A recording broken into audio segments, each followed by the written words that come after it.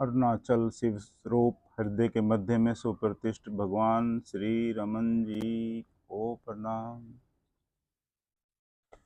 अभी प्रश्नकर्ता ने प्रश्न किया, वो कह रहे हैं लेकिन ये कैसे किया जाए जिससे मुक्ति प्राप्त हो। मुक्ति हमारा स्वरूप है,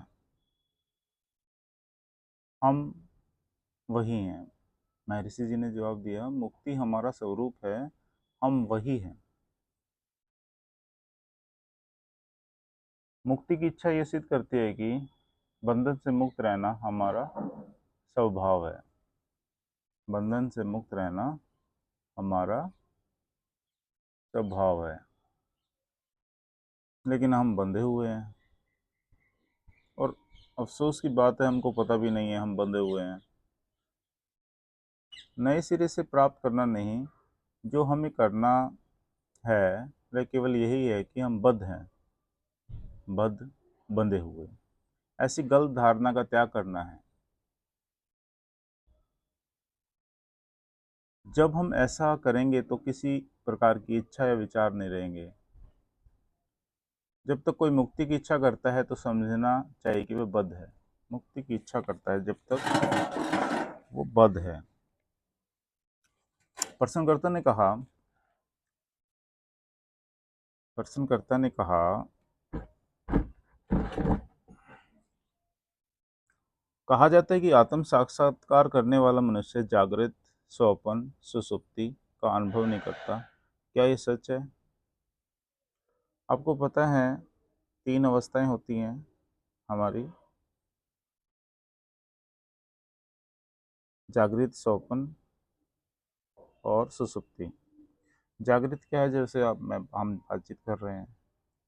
स्वप्न जो सपने आते हैं। सुषुप्ति की अवस्था वो होती है जहाँ कंप्लीट निद्रा होती है, कोई स्वप्न नहीं होते, और वो चीज़ हमारे को एनर्जी देती है, वो ब्रह्मांड से कनेक्ट करती है, ये कहा है ऋषि मुनियों ने। और चौथी अवस्था ऋषि मुनियों की होती है, वो तुरीय अवस्था होती है। तो वो कह रहा भी, क्या जिसको आत्म साक्षात्कार हो गया है, क्या वो तीनों अवस्थाओं को टच नहीं करता? महर्षि ने जी ने इसका जवाब दिया, आपको किसने कहा कि 3 अवस्थाएं नहीं है? जब आप ये कहते हैं कि मैं गाढ़ निद्रा में था, तब स्वप्न देखा, और अब मैं जग गया हूं, तो आपको ये अवश्य स्वीकार करना होगा आप इन तीनों अवस्थाओं में थे। इससे सिद्ध होता है कि आप हमेशा रहते हैं। आप कौन, किसको पता है कि मैं जागृत में हूँ? आत्मा को। एक प्रकाश है, चैतन्य है, उसी को बोध है ना। किसकी बेस पे बताते हो आप जागृत में हो? जो देख देख रहा है, दृष्टा है, हमारे अंदर बैठा हुआ, उसको बोध है हम जागृत हैं। और स्वप्न में भी वो है, तभी पता है स्वप्न का। और सुसुप्ति का में भी वो है, तभी पता है सुसुप्ति अवस्था आई। तो तीनों अवस्थाओं में वो है। इस समय आप जैसे हैं वैसे ही रहें,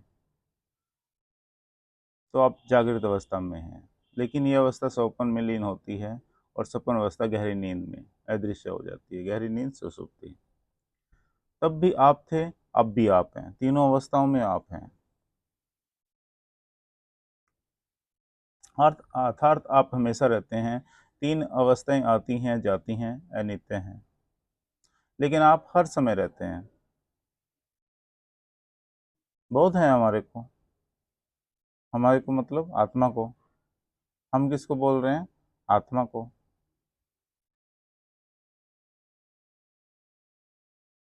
नित्य है, ये चलचित्र के समान है। चलचित्र चल रहा है, सिनेमा देखने जाते हैं, सिनेमा चल रहा है, हम दर्शक हैं। पर्दा सदैव रहता है, पर्दा तो है ना। विभिन्न प्रकार के चित्र पर्दे पर दिखते हैं और अदृश्य होते हैं, आए गए। पर्दे पर कुछ भी चिपकता नहीं, पर्दे पर कुछ भी चिपकता नहीं। वह पर्दा ही रहता है, ऐसे ही तीनों अवस्था में आप अपनी आत्मा ही बने रहते हैं। जैसे पर्दा रहा, ऐसे ही तीनों अवस्थाओं में आत्मा रहते हैं। पर्दे पर चलचित्र है, एक चित्र आया चला गया, पर्दा है। चलचित्र है तब भी पर्दा है, सारे चलचित्र गायब हो गए तब भी पर्दा है। ऐसे ही जागृत है तब भी आत्मा है, सौपन है तब भी आत्मा है, सुषुप्ति है तब भी आत्मा है। तीनों अवस्थाओं में आत्मा का प्रेजेंस है, आत्मा तो है ही। यदि उस आत्मा को आप जाने तो ये अवस्थाएं आपका कुछ बिगाड़ नहीं सकती। आत्मा को जानने के बाद ये अवस्थाएं आपको बिगाड़ नहीं सकती। आत्मा को जानने से पहले ही जागृत में हम उलझते हैं, क्रोध करते हैं, मोह करते हैं, जेलस करते हैं, जलते हैं। यदि उस आत्मा को आप जाने तो ये अवस्थाएं आपका कुछ बिगाड़ नहीं सकती। जैसे अपने पर दिखने वाले चित्रों से पर्दा अलिप्त रहता है, अपने पर दिखने वाले चित्रों से पर्दा अलिप्त रहता है, लिप्त नहीं होता। पर्दा लिप्त नहीं होता, ऐसे ही आत्मा भी लिप्त नहीं होती।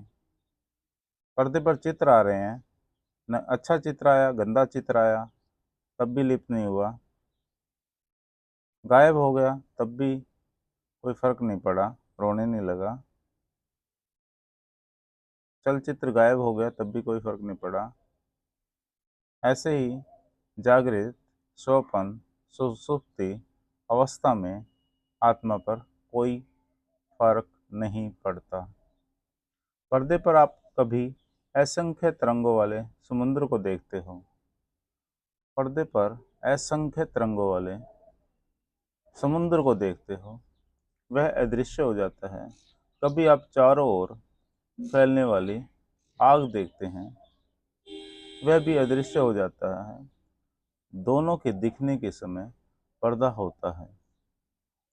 क्या वह पानी से गीला होता है या आग से जलता है? पर्दे को किसी ने प्रभावित नहीं किया। इस तरह जागृत, स्वपन, सुषुप्ति में जो भी होता है उसका आप पर कोई असर नहीं होता। आप सदैव अपनी आत्मा बने रहते हैं। अगला प्रश्नकर्ता ने किया, इसका यह अर्थ है कि यद्यपि सबकी जागृत, स्वपन, सुषुप्ति ये तीनों अवस्थाएं होती हैं, लेकिन उनका उन पर कोई असर नहीं होता।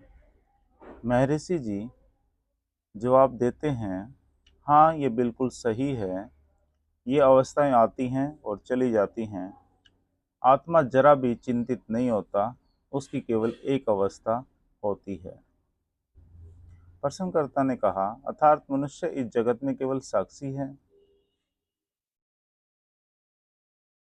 महर्षि जी ने जवाब दिया, ऐसा ही है। इस तथ्य को समझाने के लिए विद्यारण्य ने पंचदशी के 10वें अध्याय में नाट्यगृह के दीप का उदाहरण दिया है। पंचदशी पुस्तक बहुत ही पढ़ने में ज्ञानदायक है और ये पढ़ने की इच्छा है। मैं कई बार सर्च किया है, अभी तक नहीं सुन पाया अच्छी तरह से। पंचदशी अच्छी चीज़ है। तो इसी तथ्य को समझाने के लिए विद्यारण्य ने पंचदशी के 10वें अध्याय में नाट्यगृह के दीप का उदाहरण दिया है। नाटक शुरू होता है तो वहाँ एक दीप होता है जो बिना किसी भेदभाव के राजा, सेवक, नृतक इत्यादि अभिनेताओं को एवं दर्शकों को प्रकाशित करता है। दीपक के पास भेदभाव नहीं है, वो चाहे राजा हो या नर्तक हो या सेवक हो। यह दीप नाटक प्रारंभ होने से पहले, नाटक के दौरान एवं उसके समाप्त होने पर भी जलता रहता है। बहुत सुंदर एग्जाम्पल दिया है।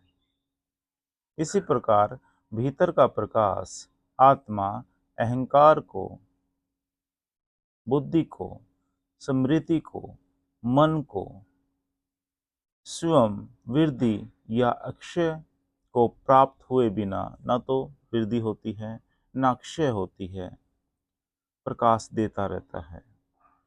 किसको प्रकाश देता है? अहंकार को भी प्रकाश देता है, बुद्धि को भी, स्मृति को भी, मन को भी। निद्रा में एवं उसके समान मूर्छा इत्यादि अवस्थाओं में अहम का अनुभव नहीं होता। तब भी आत्मा निरुपाधिक, बिना किसी उपाधि के स्वरूप में अपने आप प्रकाशित होता रहता है। वस्तुतः आत्मा साक्षी है, यह भी मन का विचार मात्र है। वस्तुतः आत्मा साक्षी है, ये भी मन का विचार मात्र है। आत्मा का पूर्ण सत्य नहीं है साक्षी, आत्मा का पूर्ण सत्य नहीं है। साक्षी होना साक्ष्य पदार्थों की अपेक्षा रखता है। ये थोड़ा समझ में नहीं आया। साक्षी होना साक्ष्य पदार्थों की अपेक्षा रखता है। साक्षी एवं उसके साक्ष्य पदार्थ दोनों मन की कल्पना है। ये थोड़ा आप कमेंट में बता देना आपको समझ में आया तो। अब हम चेतना की ये तीन अवस्थाएं, प्रश्नकर्ता ने कहा, चेतना की ये तीन अवस्थाएं सत्य के स्तरों की दृष्टि से तुरीय से कितनी कम मूल्य वाली हैं, इनका तुरीय से क्या संबंध है, इसको हम नेक्स्ट वीडियो में करेंगे।